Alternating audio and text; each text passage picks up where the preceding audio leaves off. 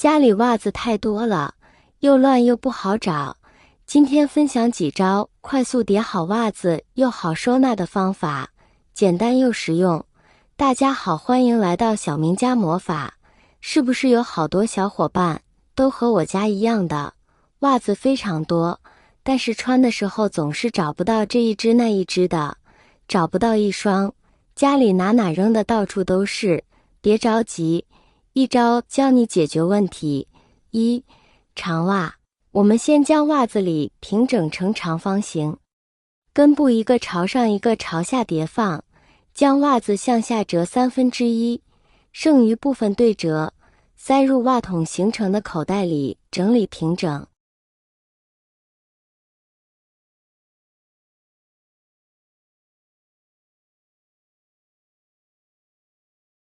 二、船袜。将一只塞进另外一只，捋平整，从袜底向上折，塞入袜口完成。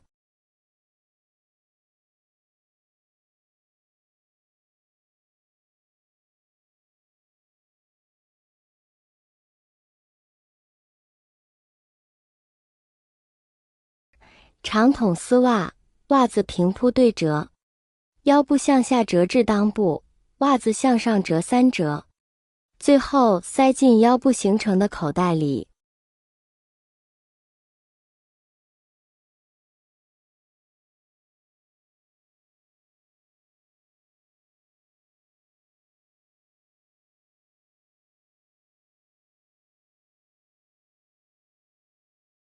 袜子折叠法收纳都学会了吗？简单又实用的方法。接着再和大家聊一聊，地摊上20元一件的衣服到底从哪来的？现在了解还不晚，你还在穿吗？在夜晚的市集漫步时，我们常常会被地摊上琳琅满目的商品所吸引，尤其是那些衣物，它们有的质量上乘，手感柔软，款式时尚，然而价格却出奇的低廉，甚至有时只需5元、10元或15元就能买到一件。这些物美价廉的衣物究竟来自哪里？许多人对此仍一头雾水。今天就让我们一起揭开这个谜团。平时我们在地摊上看到的那些便宜又好看的衣服，它们的主要来源有2个。第一，是从尾货市场采购的。所谓的尾货，就是指厂家在生产过程中产生的多余或存在瑕疵的产品。由于这些产品未能达到客户的要求，厂家便会将其出售到尾货市场。这些尾货中，有的衣物可能只是略有瑕疵，如线头未处理干净、纽扣松动等，但这并不影响其整体质量。在地摊上，这些衣服通常以论斤称的方式购进，价格相当便宜。因此，地摊上的老板能以10元或15元的价格卖出，依然能获得可观的利润。想象一下，在一个光线昏暗、机器轰鸣的厂房里，工人们正在流水线上忙碌地工作着，他们使用的往往是廉价的化纤面料，这些面料摸起来可能比较粗糙，透气性也不太好，穿久了还容易起球、褪色。为了赶工期，小作坊的生产过程往往是快字当头，衣服的做工自然好不到哪里去，走线歪歪扭扭，线头随处可见，扣子也像是随时要逃跑的样子，你以为这就完了？更刺激的还在后面。有些小作坊为了节省成本，甚至会使用一些存在安全隐患的染料，这些染料中可能含有甲醛、芳香胺等有害物质，长期接触皮肤可能会引起过敏、皮炎等问题，严重的甚至会危害健康。每到换季的时候，品牌店和商场都会有一批卖不出去的衣服，这些衣服本身质量还不错，有些甚至是大牌，只是因为款式过时或者尺码不全，只能无奈躺在仓库里。为了减少损失，商家们会把这些库存尾货低价处理给一些批发商，而这些批发商再把衣服转手卖给地摊老板，这样一来，一件原本几百块甚至上千块的衣服，到了地摊上可能只要几十块钱就能买到，简直是白菜价。第二，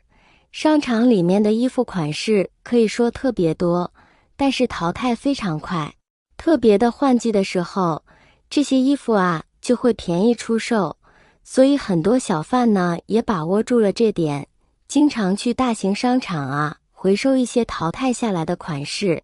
而商场看到有人回收这些淘汰货呢，也会将它们打包卖出去，而且价格也是相当有优势，基本都是批发价，所以小贩买回来之后啊，就会用29.9、39.9这样的价格卖给我们了，而我们买到之后呢，就会认为自己捡到了便宜，明明商场要好几百的衣服，在这边只要几十块就能买到，虽然说是淘汰的款式，但是我们穿在身上完全不会降低档次，也是相当不错的。亲爱的朋友们，视频已经看到这里了，如果您喜欢我的视频，请您用发财的小手给我点个赞吧，您的每一个点赞都是对我最大的支持与鼓励，谢谢大家了。第三，如果价格只卖20块的衣服，我们看起来衣服的质量非常好，看起来最少值几百块，物超所值，而现在只卖20块，那么这种衣服就有可能就是旧衣服，或者是别人扔掉不穿的衣服，然后被一些卖旧衣服的商人回收过去，重新挂上吊牌，再进行售卖。如果是遇到这种衣服，我们就要仔细看一下，看看衣服上面有没有什么污渍，或者衣服看上去就会比较旧，就像穿过的衣服一样，遇到这种回收的二手衣服，最好就不要购买了，毕竟是别人穿过的旧衣服，我们也不知道上面有没有沾染上什么细菌，所以买衣服时一定要看仔细一些。很多人每年都会买新衣服，旧的衣服没穿几次就不穿了，一般都会扔掉或者捐掉。捐掉的衣服就会被黑心商人收集起来，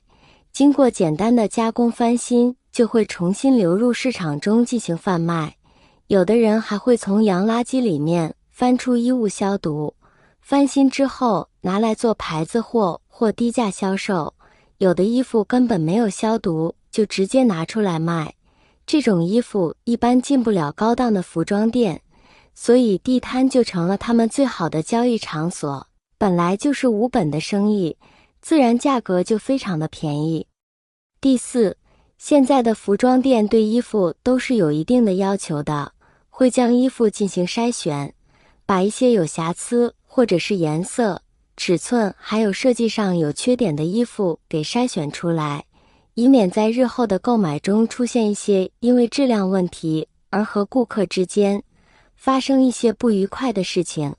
但是在生产的时候，难免会出现一些残次品，扔掉就会显得比较浪费，所以服装厂就会把这些衣服低价出售给一些小商贩，小商贩再以稍微高一点的价格便宜出售，其实也算是一种营销手段。不过质量问题确实难以保障，所以我们还是尽量避免在路边摊上买衣服、鞋子比较好。看完视频，大家应该都知道路边摊20块钱的衣服如何来的吧？你有什么想法？欢迎留言评论哦。谢谢大家的支持，我们下期再见。